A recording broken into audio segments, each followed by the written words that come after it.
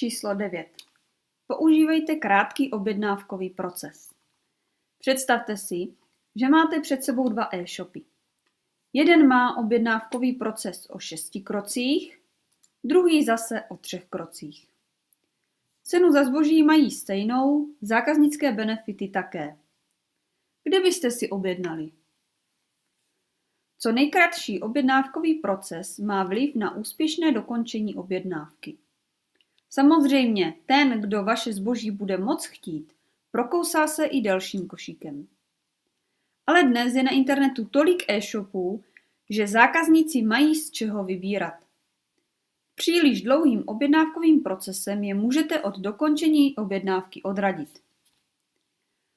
Objednávkový proces se snažte dostat do 3 kroků, případně i méně, například do jednokrokového.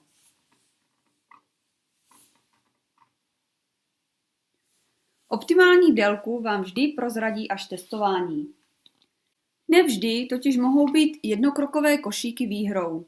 Nezapomínejte taktéž na ustanovení paragrafu 1826 odstavec 3 občanského zákoníku, které říká: před podáním objednávky musí být při použití elektronických prostředků spotřebiteli umožněno zkontrolovat a měnit vstupní údaje, které do objednávky vložil.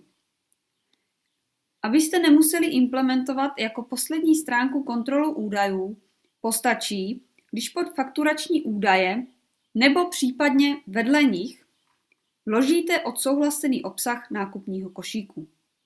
Zákazník tak vidí celou svoji objednávku a má možnost ji dodatečně měnit.